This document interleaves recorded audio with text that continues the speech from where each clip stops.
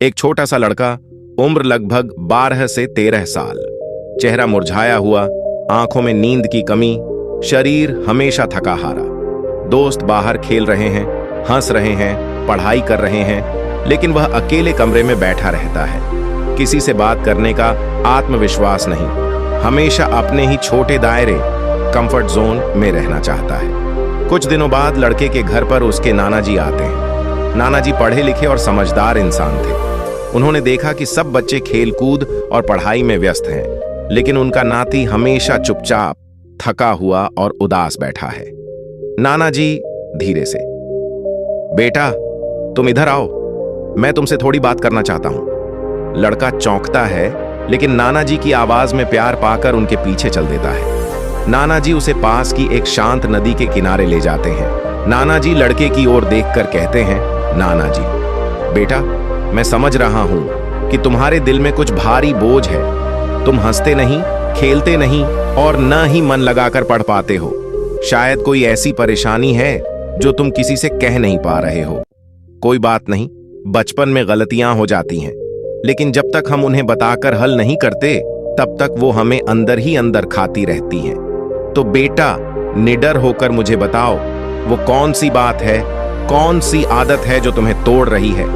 लड़के की आंखों में आंसू आ जाते हैं। वह कांपती आवाज में कहता है, लड़का, नाना जी, आज तक मेरी परेशानी किसी ने नहीं पूछी। आपसे बात करके मुझे लग रहा है जैसे कोई उम्मीद की किरण जग गई है। सच कहूं तो जब मैं 12 से 13 साल का था, मेरे कुछ दोस्तों ने मुझे एक गंदी आदत सिखा दी। मैंने मजाक में शुरू किया था, लेकिन अब यह आदत मुझे छोड़नी मुश्किल हो गई है।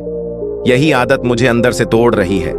मैं हमेशा थका, गमगीन और कमजोर महसूस करता हूं। नाना जी, मैं चाहता हूं कि मैं बदल जाऊं, लेकिन बदल नहीं पा रहा हूं। नाना जी बेटा, इसमें शर्म की कोई बात नहीं।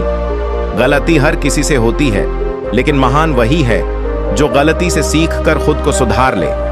आज से तुम इस आदत को छोड़ने का संकल्प लो, और मैं वादा करता हूं, मैं तुम्हें वो सब उपाय दूंगा जिससे तुम्हारा शरीर और मन दोनों फिर से चमक उठेंगे। तुम रोज एक गिलास गुनगुना दूध पिया करो। दूध में ऐसे पोषक तत्व होते हैं जो खोई हुई ताकत और ऊर्जा को जल्दी लौटा देते हैं। 10 से 15 बादाम रात को पानी में भिगोकर रखो और सुबह खाओ। ये दिमाग और शरीर दोनों के लिए अमृत हैं। दिन में 4 लीटर तक साफ पानी पियो। पानी शरीर से सारे जहर और थकान को बाहर निकाल देता है। सुबह सूरज उगने से पहले उठो, हल्का व्यायाम करो और दोस्तों के साथ बाहर खेलो। शरीर को पसीना आना बहुत जरूरी है। उन दोस्तों से दूर रहो जिन्होंने तुम्हें गंदी आदत सिखाई। हमेशा अच्छे लोगों के साथ रहो। संगति से ही इंसान की सोच और आदत बदलती है। लड़के की आंखों में चमक लौट आती है। वह हाथ जोड़कर कहता है, लड़का, नाना जी, आपने मेरी सबसे बड़ी परेशानी को समझा और मुझे रास्ता दिखाया। आज से मैं इस बुरी आदत को छोड़ दूंगा। मैं वादा करता हूं कि आपकी हर सलाह का पालन करूंगा। नाना जी मुस्कुराते हैं और कहते हैं, याद रखो बेटा, जीवन की असली ताकत बाहर से नहीं आती, बल्कि भीतर से पैदा होती है। सही आदतें, सही आहार और सही विचार ही इंसान को महान बनाते हैं।